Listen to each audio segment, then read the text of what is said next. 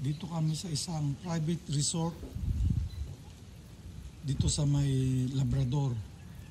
Ayan, dito kami nag-overnight kagabi. Maya-maya pabalik na kami ng Manila. Doktora, tatamaan ka ng YouTube video. Tapos, ayan, yun yung swimming pool area. Tapos, dito mayroong dito handaan kagabi. Dito sa private resort na to. Ayan, medyo, so ito yung kung saan kami nag-stay. Parang compound to, 2-story yung kanya, tsaka ito pa compound ito.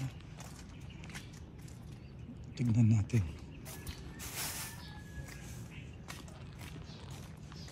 Ito kitchen area lang to, kitchen area. Ay mali, tama ba? Pinasukat ko. Dito. Ito parang yung hallway. Ano to? Dance floor ito, dance floor. Tapos doon yung banda. Diyan yung area, yung banda kagabi. Tapos dito naman yung dance floor. Daming bisita, isang barangay. Kasi yung nag-invite sa amin dito, birthday niya. At the same time, parang paparty niya, Thanksgiving niya sa barangay. Ito ang kitchen area. Yan ang kitchen area. Tapos, ito naman yung ground floor area ng resort. Ito may salas, may receiving, tapos meron din dito. Meron din kwarto rito. Ito. Magulo. Ma'am, tatamaan ka sa YouTube ha. May tao sa taas, aakit ako doon. Sige. Hindi, titignan ko lang kasi sa taas eh. Yan, isang room. Living room. May mini kitchen.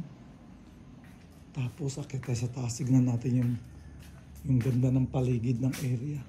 Oh, meron pang konto kompleto. Ewan mo kung magkano nila pinaparent nito per day. Pero sa Laguna, nung nagpunta kami doon, kasi may subdivision doon na puro private resort eh. Sa Laguna, malapit sa paanan ng Makiling at saka Los Baños.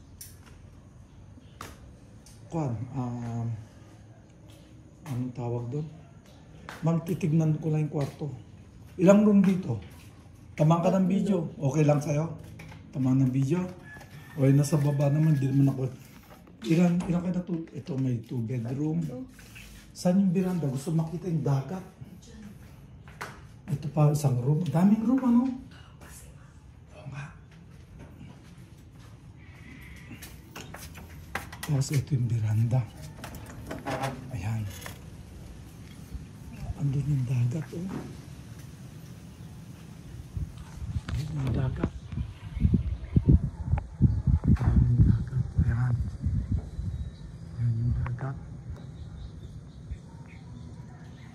Parang complex na rin ito na compound. So ito eh. Ang ganda eh. Ayun naman yung bundok. Diba? Kalbo na yung bundok. Ayun yung bundok. Katabi ng bundok at saka nasa pagitan ng bundok at saka dagat. Ayun. Tignan natin sa kabila. Ito yung second floor nung tinuluyan namin.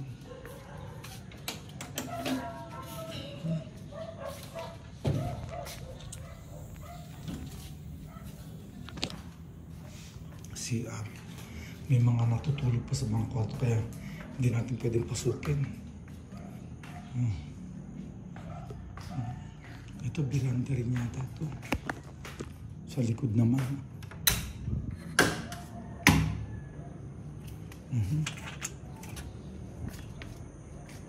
Laki ng bahay na to. Mansion. Usually may-ari dyan nag-stay sa kabila. Ilang bahay ba to? Siguro mga 4 na bahay to sa isang complex. Dito sa likod, tanim pa silang ano to, kalamansi. Dami oh. Kalamansi. Maabot ko kaya. Patay ng kalamansi.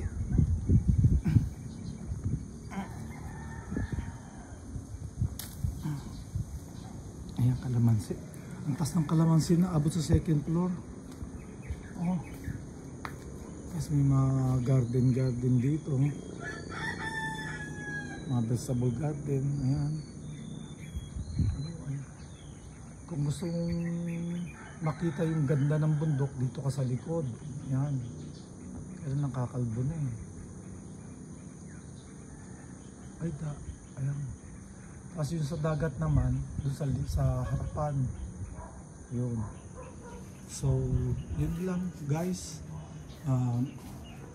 May nag-imbita sa amin dito sa Labrador, Pangasinan na na-elect as chairman, kapitan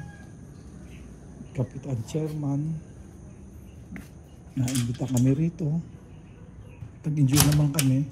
Daming handa, daming bisita. Maraming handa, maraming bisita. Maraming pagkain. Yun. Okay.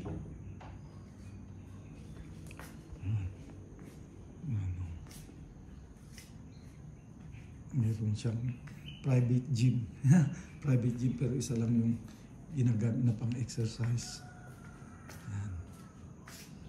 Oops, medyo okay. Yun na. Ang laking bahay na to. Ilang kwarto to? 1, 2, 3. 3. Tsaka isa sa baba pero malaki. Okay. Bye-bye.